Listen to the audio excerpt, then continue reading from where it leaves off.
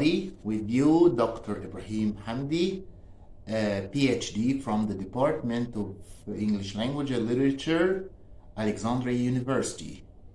I have created this channel, Drama for All, to benefit all those who are interested in learning about drama, whether they are undergraduates or postgraduates or even any ordinary person who has an interest in learning about drama. First, I'm taking you through a course in the 20th century drama, since it is one of the richest periods in the history of drama and theater and theatrical studies.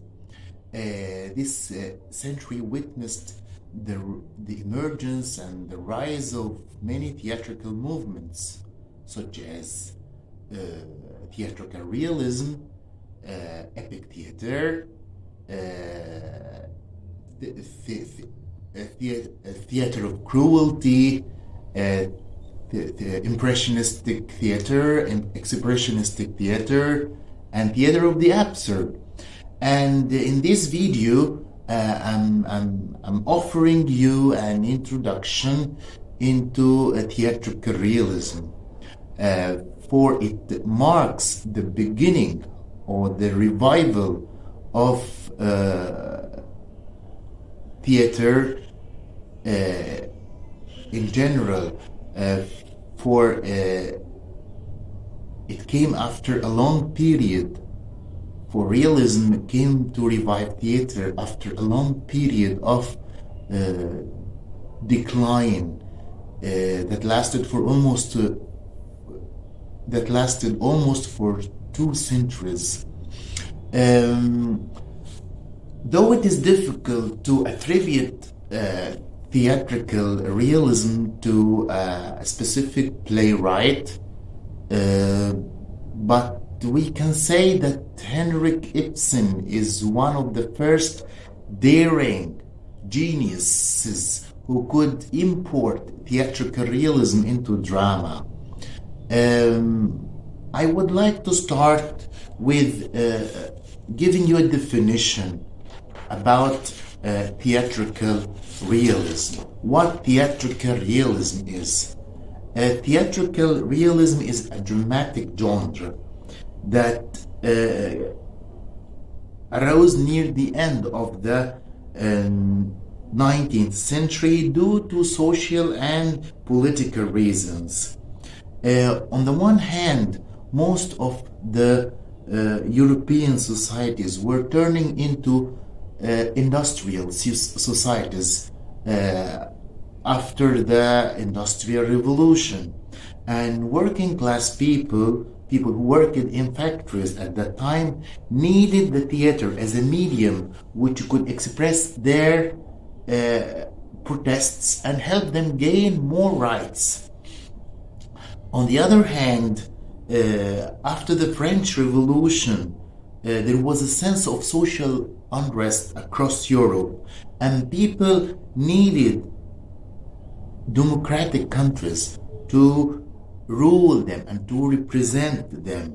Consequently, many ordinary people went to the theater not only for leisure and entertainment, but they wished to see themselves represented on the stage. In this sense, realism or theatrical realism is a dramatic genre that contains believable stories and plausible plots. Its plays have realistic characters, performing everyday actions and facing everyday and relatable struggles. In other words, realistic plays mimic real life and represent the societies they are written in. We now move on to the characteristics or the main characteristics of realist plays. First of all, a realist play must contain a realist plot. The plays depict a plausible story, a story that can be believed, that the audience can relate to. Second, The realist play must also have believable characters. They represent people whom we may encounter in real societies, characters from working or middle class backgrounds. A realistic play must also have simple dialogue. The characters speak the language of ordinary people, such as colloquial language. A realistic play must also contain everyday situations. Realistic plays focus on the challenges that ordinary people face. They don't contain fantastical or supernatural events. They must also discuss pressing social situations. Many of the realist plays criticize social injustice and tackle social problems that arise out of wrong societal norms. And finally, realist plays must have realist sets and characters wear ordinary costumes that suit their backgrounds and social class. The set of a realistic play could be a home or a room in a house with 3 walls, while the audience, remember, the audience represents the 4th wall, because the audience must get involved in the story.